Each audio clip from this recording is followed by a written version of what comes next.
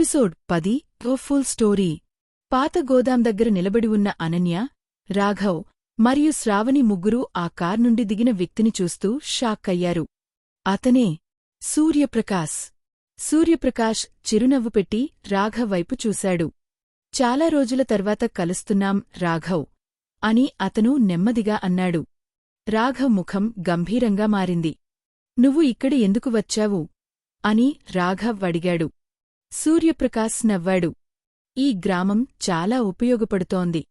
ఇక్కడి యువకులు పెద్ద కలలు కంటారు. వాటిని ఉపయోగించుకోవడం చాలా సులభం. అనన్యకు కోపం వచ్చింది. అంటే వాళ్లను మోసం చేస్తున్నావా? సూర్యప్రకాశ్ అనన్యవైపు చూసి చిరునవ్వు పెట్టాడు. బిజినెస్లో ఇది సాధారణం. ఈ మాటలు విన్న శ్రావణి కోపంగా ముందుకు వచ్చింది. ఇది బిజినెస్ కాదు, ఇది మోసం.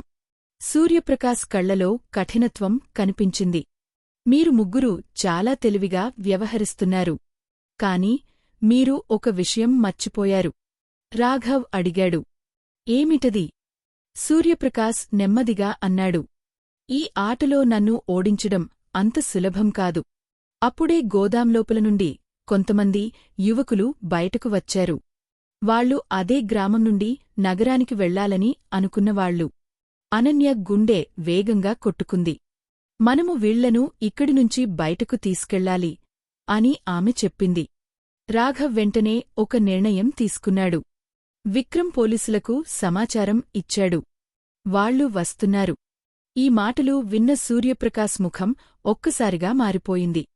మీరు చాలా పెద్ద తప్పు చేశారు అని అతను కోపంగా అన్నాడు. అప్పుడే దూరంలో పోలీస్ సైరన్ శబ్దం వినిపించింది. సూర్యప్రకాశ్ వెంటనే తన మనుషులను చూసి అన్నాడు. వెంటనే ఇక్కడినుంచి వెళ్లాలి. కాని అప్పటికే ఆలస్యమైంది. పోలీసులు అక్కడికి చేరుకున్నారు. కొద్దిసేపు అక్కడ ఉద్రిక్త పరిస్థితి ఏర్పడింది. చివరికి సూర్యప్రకాశ్ మరియు అతని మనుషులు పోలీసుల చేతిలో చిక్కిపోయారు. అనన్య ఊపిరి పీల్చుకుంది. ఇది ముగిసింది. రాఘవ్ కూడా చిరునవ్వు పెట్టాడు. అవును, కాని ఇది మనకు ఒక పెద్ద పాఠం. శ్రావణి నవ్వుతూ చెప్పింది. మన గ్రామం ఇప్పుడు సురక్షితం. అనన్య ఆకాశం వైపు చూసింది.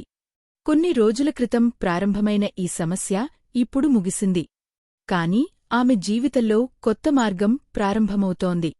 మధుర జీవితం కథ ఇంకా కొనసాగుతుంది. ఎపిసోడ్ 10 ముగిసింది.